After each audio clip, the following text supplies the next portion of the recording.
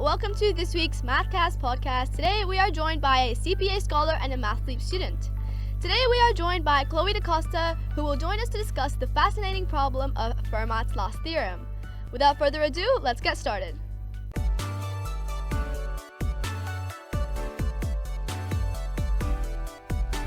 Alright, just to start off, who actually is Fermat?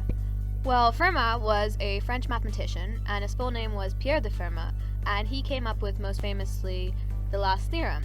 And the last theorem arose from Pythagoras' theorem, and Pythagoras' theorem is that it relates all the sides of a right-angled triangle, which is that a squared, which is a short side, plus b squared, which is the other short sides, is equal to c squared, which is the hypotenuse or the longer side. And let's do a little history lesson before we get into this fascinating problem any further. So over 350 years ago, Fermat wrote in the margins of Arithmetica, which was a really influential book about mathematics in that time, "I have a truly marvelous proof that a to the power of n plus b to the power of n can never equal c to the power of n when n is greater than or equal to 3.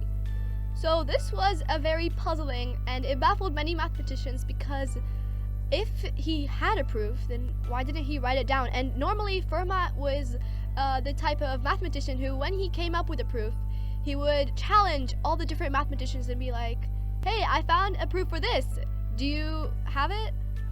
Yeah, so he'd tell, mathematicians that you would have to figure out the problems. And what's really quite annoying is that he wrote, I really can't contain this proof in the margins of this book.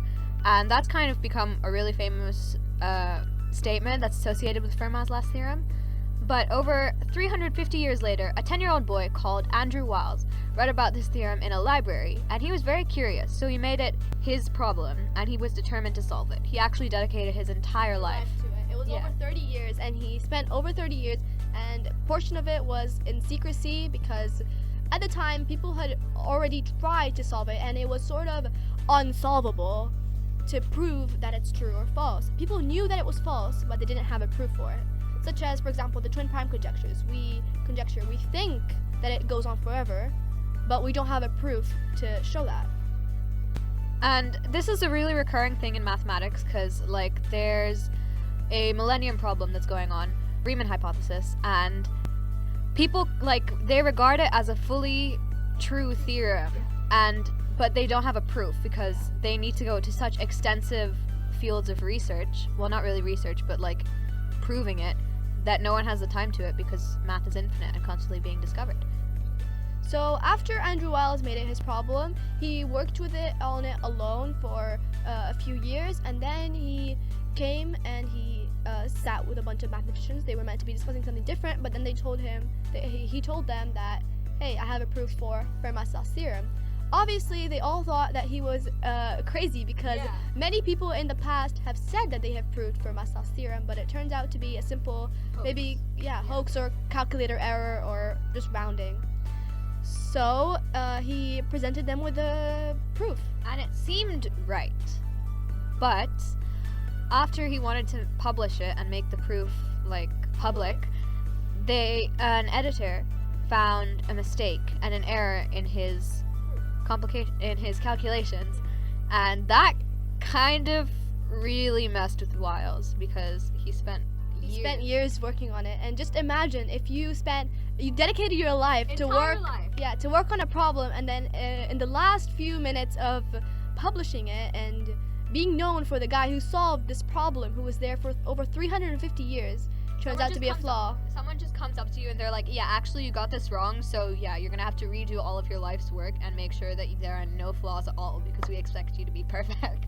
But luckily, Andrew Wiles got with a group of other mathematicians, and they were able to fix the flaw pretty easily, and then they released the proof, and it was known that Fermat was correct, that there are no values where n is greater than 3. Alright, so that was how the proof was there, but the question really is, did Fermat actually know this? Did Fermat actually prove it how he wrote down in the margin? Or was he just playing with our minds? Because in reality, they didn't actually have the resources at the time to prove it, because there was actually another conjecture called the Tanjimura conjecture, which was about ellipses, ellipses. Ellipses, yeah. And when they proved, Andrew Wiles found a link between the Fermat's theorem and the tangent conjecture. So when they were able to prove the conjecture, they were then able to prove Fermat's theorem. And that is the story that will never be solved. Did Fermat really have a proof? And that was all for today. Thank you so much for watching this podcast, and we hope you enjoyed.